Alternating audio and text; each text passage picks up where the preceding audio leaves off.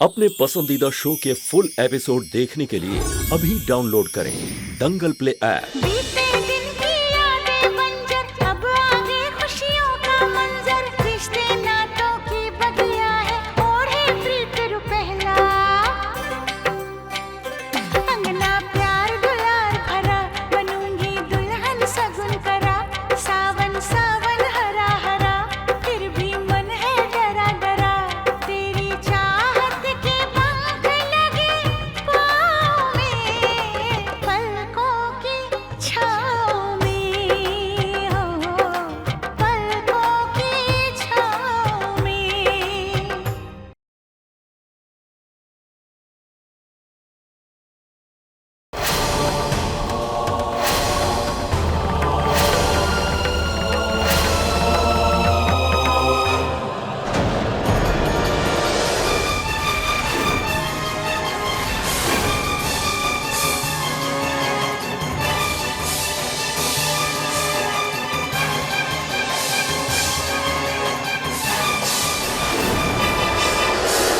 अरे ये क्या रूप बनाकर आ गई तू?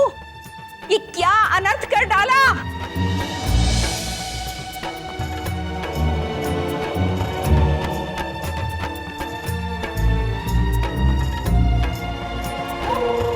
इतना ही सुहागन बनने का शौक था तो अपने पति को क्यों खा गई?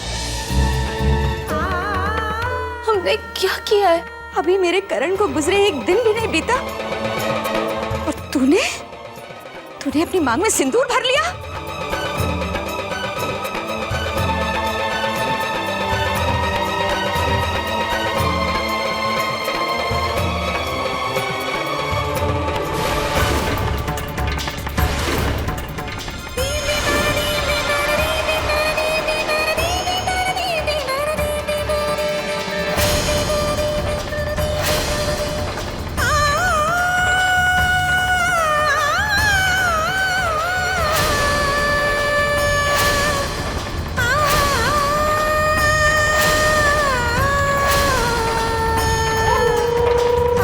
ये तो बहुत अधर्म की बात हुई है। अभी 13 दिन भी नहीं हुए और मृतक की विधवा ने साज श्रृंगार धारण कर लिया। करण की आत्मा को बहुत कष्ट हुआ होगा।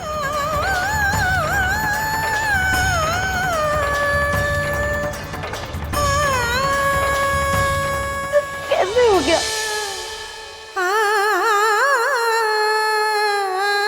कसम खाकर कहते हमें नहीं पता ये कैसे हो गया। हम तो सपने में भी ऐसा करने का नहीं सोच सकते।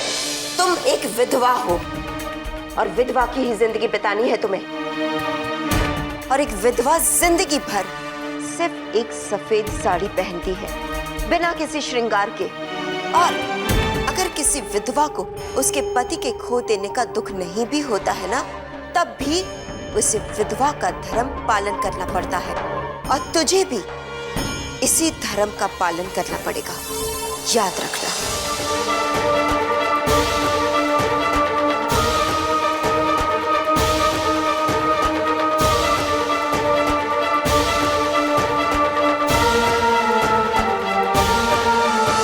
चलो।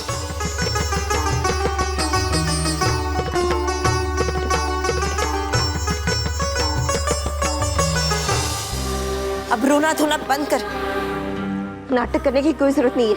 दिमाग खराब मत कर मेरा। हाँ, विधवा बन गई लेकिन सुहाग की निशानियां नहीं छोड़नी है। अपने पति को तो खा गई, अब लिपस्टिक लगाकर किसे फंसाना है? उफ। दुलार भरा, बनूंगी दुल्हन सगुन करा।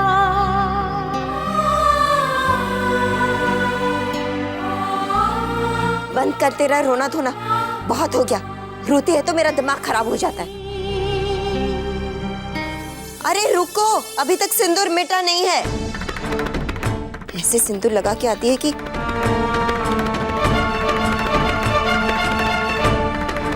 उफ, पूरी साड़ी गीली हो गई। सिंदूर लगाने का नतीजा देखा। अब ठीक है, निकल गया सिंदूर। चलो, पूजा के लिए देर हो रही है। महारानी कहेगी, चल जल्दी। करण की विधवा आने में बहुत समय लगा रही है। गरुड़ महापुराण का पाठ करने में समय लगता है। देर से प्रारंभ करेंगे तो पाठ समाप्त होते होते रात हो जाएगी।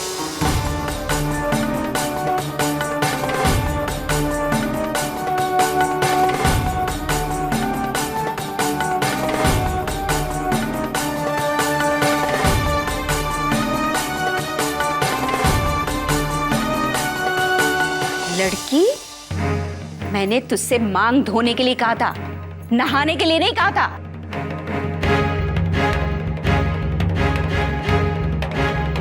साड़ी कैसे गीली हो गई? अम्मा क्या बताऊं, वहां भी रोने धोने का नाटक कर रही थी। बड़ी मुश्किल से उसका सिंदूर मिटाया मैंने, बस इसी चक्कर में पूरी साड़ी गीली हो गई। हे भगवान, अरे पाठ में बैठना है, बहुत देर तक बैठना पड़ेगा। ऐसे कैसे बैठेगी? विद्या, साड़ी बदलवा के लेकर आ। ओफो अम्मा, भीगी साड़ी पहन के बैठेगी तो क्या हो जाएगा? गल तो नहीं जाएगी ना?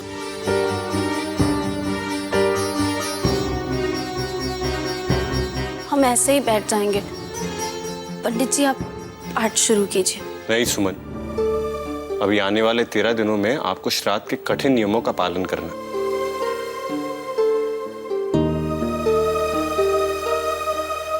अगर आप अपना ख्याल नहीं रखेंगी तो बीमार पड़ जाएंगी। हमें कुछ नहीं होगा कार्तिक जी। अब तो ये शरीर टीका बन चुका है।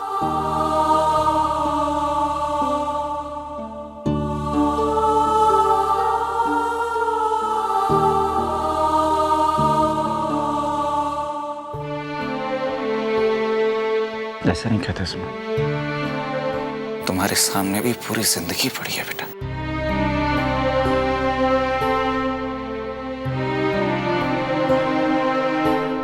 हे चाचा जी,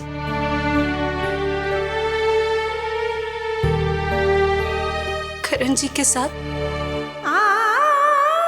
हमारी जिंदगी भी चली गई। अब तो बस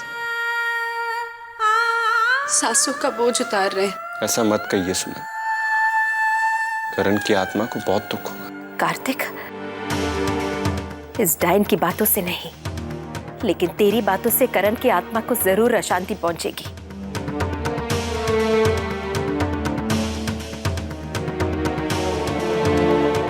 ये देखकर उसकी हत्यारन से उसका भाई कितना हमदर्दी जता रहा है। नहीं माँ, करण सुमन से प्यार करता था। हम भी तो इस विधवा से प्यार करते थे। भूल गए? क्या मिला? सब कुछ तो छीन लिया। मेरे बेटे को मुझसे छीन लिया।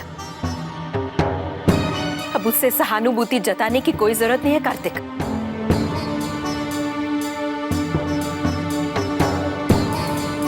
जाओ बेटी, सूखा कपड़ा पहन के आओ।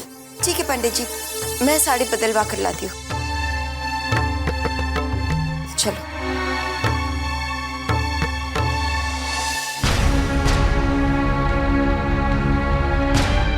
रुक जा, यहाँ टॉवल लेकर आती हूँ।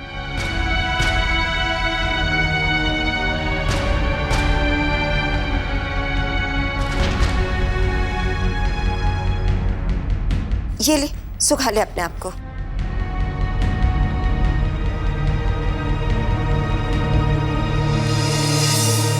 जिसकी कुंडली में राहु सवार हो वो तो शांति करवाकर चैन से रह भी सकता है, लेकिन जिसकी कुंडली में विद्या सवार हो जाए तो उसके दुखों का निवारण तो असंभव है। बेचारी सुमन अंदर आंसुओं से गीली है और बाहर पानी से। अब तो उसे ठंड से ठिठुरना ही पड़ेगा, क्योंकि अब ये दूसरी साड़ी भी गीली हो जाएगी।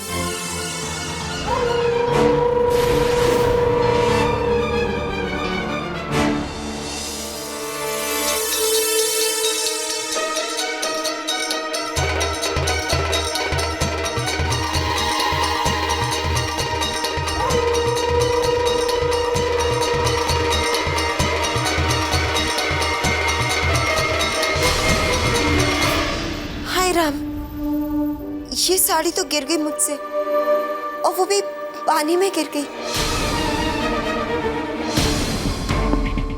अब क्या करें?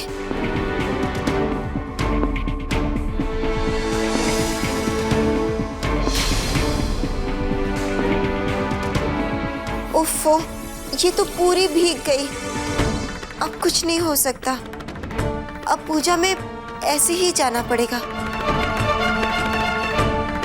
चल, ऐसे ही चलते हैं।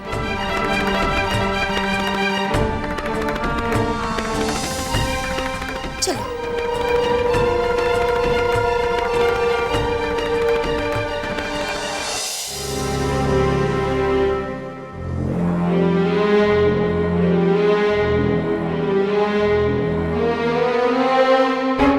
अरे, मैंने तुझसे साड़ी बदलने के लिए कहा था ना, वापस गीली साड़ी में आ गई। विद्या, साड़ी नहीं बदलवाई?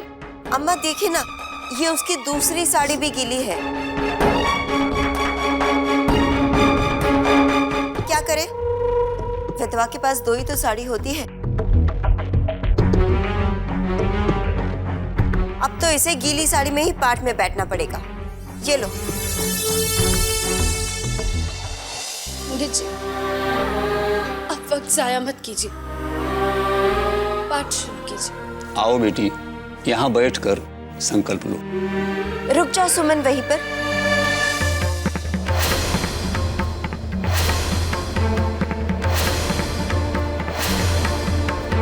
पंडित जी, इसके हाथों संकल्प नहीं करवाना। इसी लड़की ने तो इस घर के चिराग को बुझा दिया है।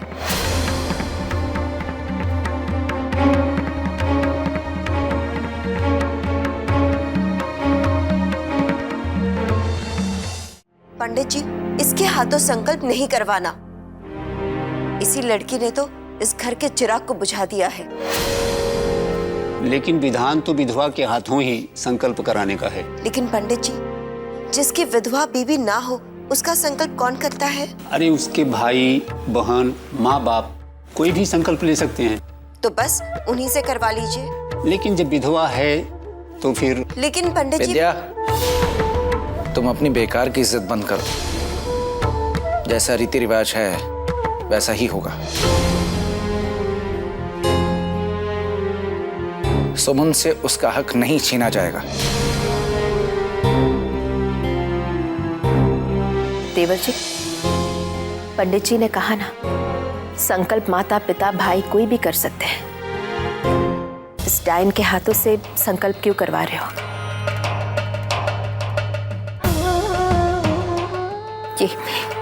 ये संकल्प नहीं करेगी। माँ, ये कैसी बातें कर रही हैं? जब पंडित जी कह रहे हैं तो सुमन को संकल्प कर लेने दीजिए ना। क्यों? करण की दुनिया में सिर्फ सुमन थी, हम लोग नहीं थे। देखिए, बुरा मत मानिएगा, विधाता ने कुछ ऐसा विधान ही बनाया है। माता बच्चे को 9 महीने तक गर्भ में रख कर जन्म देती है, उसको पालती है, पोसती है।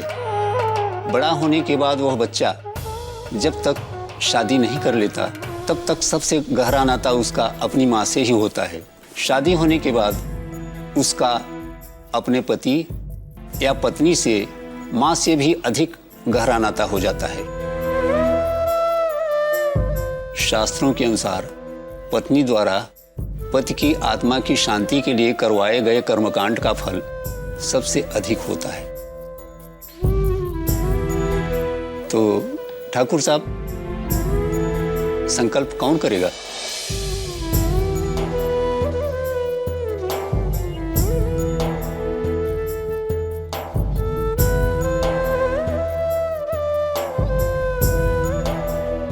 पंडित जी, ये संकल्प आप सुमन से ही करवाइए।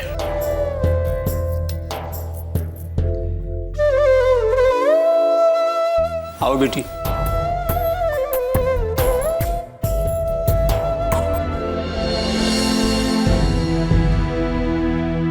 आप हाथ में अक्षत और फूल लीजिए और मेरे साथ संकल्प बोलिए।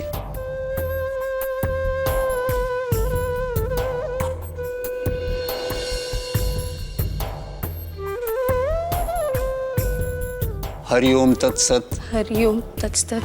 विष्णु विष्णु विष्णु। विष्णु विष्णु विष्णु। ओम नमः परमात्मने। विद्या कहाँ जा रही है?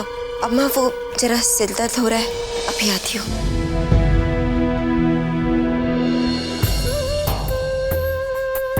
ओम चढ़ा दें।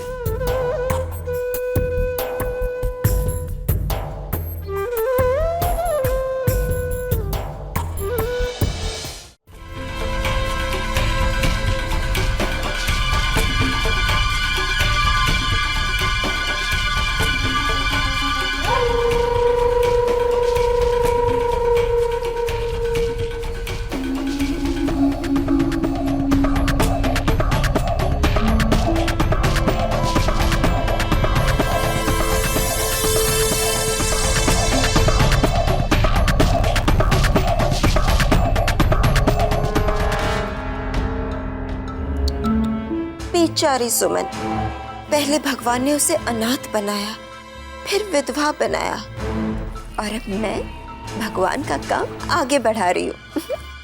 उसे दुख दे रही हूँ, तकलीफ दे रही हूँ, उसकी जिंदगी कष्टदायक बना रही हूँ। लेकिन ये नेक काम करने में मुझे कितना आनंद मिल रहा है।